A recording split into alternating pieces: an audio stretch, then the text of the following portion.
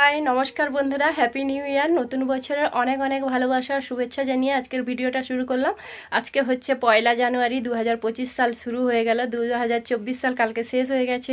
তো তোমাদেরকে নতুন বছরের অনেক অনেক শুভেচ্ছা, হ্যাপি নিউ ইয়ার। সবাইকে অনেক অনেক ভালোবাসা, ছোটোদেরকে ভালোবাসা, বড়োদেরকে প্রণাম জানিয়ে নতুন বছরের নতুন ভিডিও শুরু করলাম। আশা করি তোমাদের ভালো লাগবে ভিডিওটা। আজকে বাপের বাড়িতেই তো 1 জানুয়ারি কাটাচ্ছি, কোথাও ঘুরতে যাইনি। তোমরা জানো 25শে ডিসেম্বরও বাপের বাড়িতে কাটিয়েছি, 1 জানুয়ারিও কাটিয়েছি। আজকে বাড়ি যাওয়ার কথা ছিল, কালকের ভিডিওতে বলেছিলাম, কিন্তু কি করব, দুর্ভাগ্যক্রমে আজকে বাড়ি যাচ্ছি না। আজকে এখানেই থাকছি আর এখানে থেকেই ভিডিওটা করছি।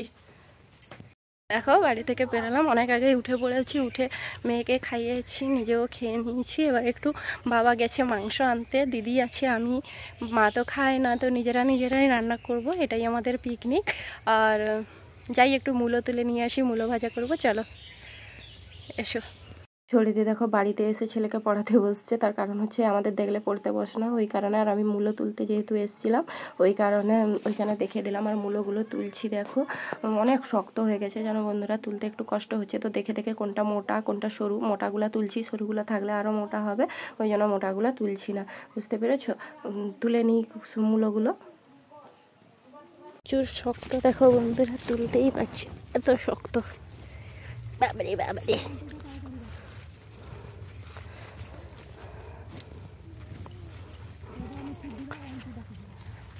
মাগো কি শক্ত রে, ও বাবা রে।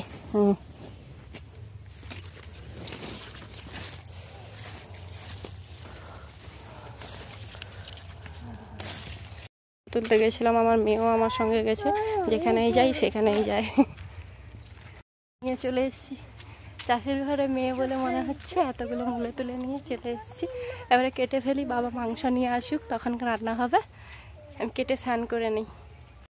এখানে মূলো ভাজা অলরেডি হয়ে গেছে, আর এখানে মূলো শাকগুলোও ভেজে নিচ্ছি। আমাদের ঘরে শাক ফেলা হয় না, খেয়ে নেওয়া হয়, তোমরা জানো। আর মূলো শাকটা ভাজতে ভাজতে চালতাটা কেটে নিচ্ছি। বাবা এক জায়গা থেকে নিয়ে এসেছিলো, কাটা হবে বলে হয় না। আর কি শক্ত, কাটতেই পারছি না। আমি তো বাড়িতেও কাটি না, এখানে মায়ের হাতে ব্যথা বলে কেটে দিচ্ছি। তো কাটতে প্রচণ্ড কষ্ট হচ্ছে, মানে সত্যি কথা বলতে কি, আমার যত শক্তি আছে দিয়ে কাটছি জানো বন্ধুরা, তাও কাটা যাচ্ছে না। এরকম চালতা কে কে কাটতে পারো না আমাকে জানিও। আমার নিজেরই খুব হাসি পাচ্ছিলো, এইভাবে কাটছি। আগে তো পরে দেখিনি, এখন দেখে না সত্যি খুব হাসি পাচ্ছে যে চালতাটা কাটতে আমার এতটাই কষ্ট হয়েছে। কি করব বলো।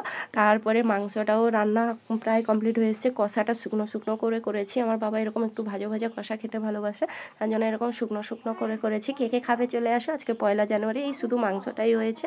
দেখো আমার মাংস রান্না কমপ্লিট হয়ে গেছে।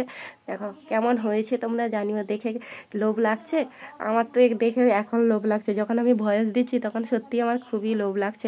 রান্না খাওয়া দাওয়ার পরে দেখো আবার শাক তুলতে চলে এসেছি। বাবা বিক্রি করতে যাবে। ধনেপাতা তুলতে না একটু খুব কষ্ট হয়, প্রচণ্ড শক্ত। খসলা শাক যেমন অনেক নরম, ধনে গাছ তুলতে না একটু কষ্ট হয়। আর আমি সত্যি আঁটি বাঁধতে পারি না, তাই শুধু উবড়ে উবড়ে এক সাইডে রেখে দিয়ে চলে আসছি। আর মানে একদিন উবড়াবো, তারপরে তো বাড়ি চলে যাব। বাবাকে একাকেই করতে হবে, আছি বলে সুবিধা। তো সব কিছু শাকটা গুবড়ে হাত পা ধুয়ে রেডি হয়ে বেরিয়ে পড়েছি। একটু পার্লারে যাব। এখন বাড়ির সামনেই একটা পার্লার হয়েছে, আগে ছিল না, বেলদাতে ছিল, এখন এখানে আমাদের খালপাড়েই একটা পার্লার হয়েছে। তো সেই পার্লারে যাব বলে মা মেয়ে হেঁটে হেঁটে চলে যাচ্ছি। দেখো আর আমার মেয়েকে দেখো, নাচতে নাচতে আমার মেয়ে চলে যাচ্ছে। পার্লারে এসে গেছি, আইব্রু করা হয়ে গেছে। এবারে চুল কাটবো বলে একটু দাঁড়িয়ে পড়েছি। চুলটা সাইজই করব, কারণ পুরো নেজুড় হয়ে চলে গেছে।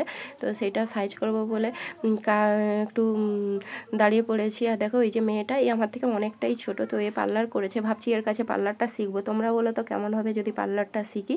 আর চুলটা কেটেই দিলাম, কেউ কিছু খারাপ ভেবো না। 1 জানুয়ারিতেই চুলটা কাটলাম।